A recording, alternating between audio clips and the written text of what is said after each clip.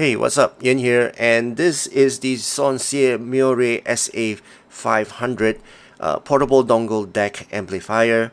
Retail price for this is $63.50, and it's available on Shenzhen Audio's website. So if you want to find out more, do check out the unaffiliated link down in the description below. So I've been testing this out for about 2 weeks now, together with the SW500H earphones. And I'm here to share with you guys my thoughts and opinions about this SA500. First, let's go through the accessories. This is the box that it comes in. Very nice box. Inside you get a carrying case, or more of a container. And then you get some user guide and some cute stickers as well for you to decorate your portable DAC. This shape looks like a wall-mounted aircon blower. So that's the reason why they gave this cute sticker, so that you can decorate it and make it look like a wall-mounted aircon. Okay, and also you get this connectors cables. So you get two different cables. One is the USB-C to USB-C cables for Android phones and more of the modern iPhones, and for the older iPhones you get the USB-C to Lightning connection.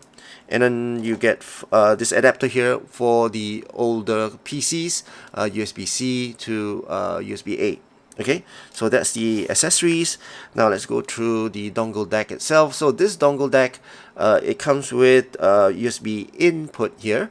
Right, it goes in here, is LED indicator, and on the side here you got the volume rocker, up and down, and on this side you have your output. You have your single-ended output 3.5, and you have your 4.4 balance output, and that's it. The whole dongle itself is made of magnesium alloy, very lightweight, about 15 grams, and it's painted with matte white finishing on the outside.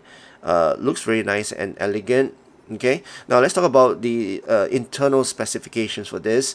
Inside this dongle DAC, there is like a thermal heat sink kind of thing, and it's really good in dissipating heat, so it doesn't retain heat, and it reduces the noise ratio of this output here. So it's a very lightweight and very cooling type of dongle DAC. Now in terms of the output here, the output for the single-ended output is 128 milliwatts at 32 ohms, and for the balance output of the 4.4 millimeter is 510 milliwatts. So really good output for such a small little dongle DAC. The signal to noise ratio is 130 dB, and the dynamic range is 113 dB. Frequency range is 20 to 20,000 Hertz. Impedance range is 16 ohms all the way to 300 ohms, and it can decode DSD 64, 128, and 256, and it can decode PCM 32-bit 384 kilohertz. Okay, so this is really nice. I tried it with most of my Android phone, my iPhone, my MacBook, my PC, and I paired it with this earphone here, which is the SW500H, which is a very warm sounding headphone. So let's talk about the sound for this. First, the tonality of this dongle DAC is warm. It's got this tube amplifier type of sound, very warm, musical sound, very earthy kind of sound, and overall a very good tonality, which brings out the natural emotions of the artist, so very nice tone. I like it. And if you pair it with warm sounding earphones, it's the best combination. Okay, now in terms of technical performance, I would say the sound stage is actually quite natural sounding. It's not very wide, it's not very high as well, but it's quite a very natural layout of all your instruments. So very natural sound stage, not very airy, but it's very natural. Okay, now in terms of the resolution, it's definitely very resolute, and the detail retrieval is not as clean. I mean, it's clean, but not as pronounced. as some other dongle DACs, which is a little bit more leaner and more thinner. Alright, but this is very warm, thus it brings out the warmer tones and veiling some of the details.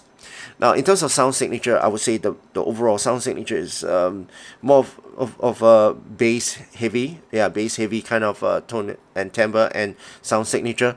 The bass is actually very pronounced, especially if you pair up with headphones that's got pronounced bass, and overall texture of it is warm and a very tube-like type of sound in terms of the bass.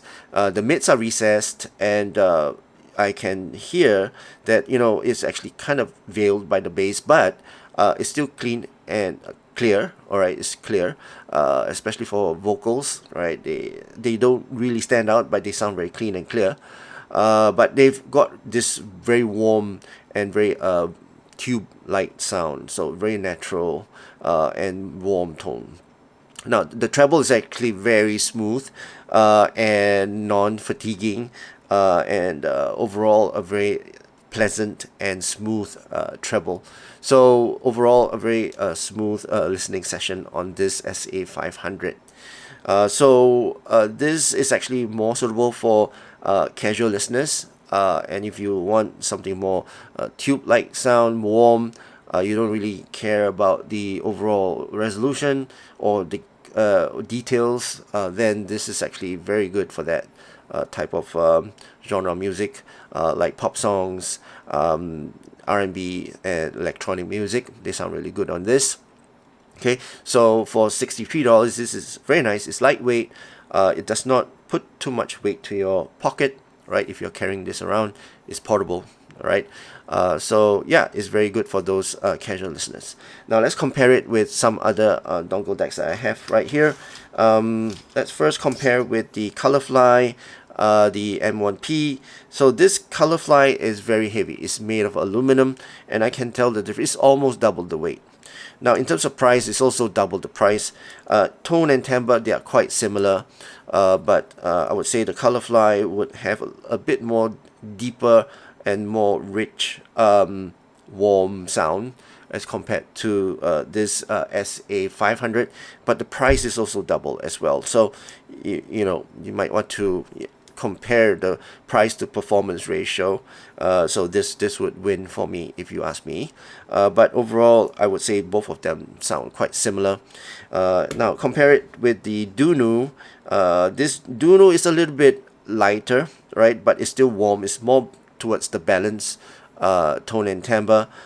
Technical performance wise, I would say the SONCIE is a much better performer than the Dunu, even though the Dunu would sound more natural than the SONCIE SA500. But I would say if I were to choose, I would choose, if I want something more tube-like, I would choose the SA500. Okay, now comparing to the KA13, KA13 sounds leaner, lighter, more clinical.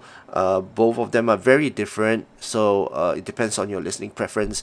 If you want to listen to more of a analytical listener, then you might want to go for the KA13 as compared to the SA500. But if you're more of a warm listener, more casual listener, then you go for the SA500.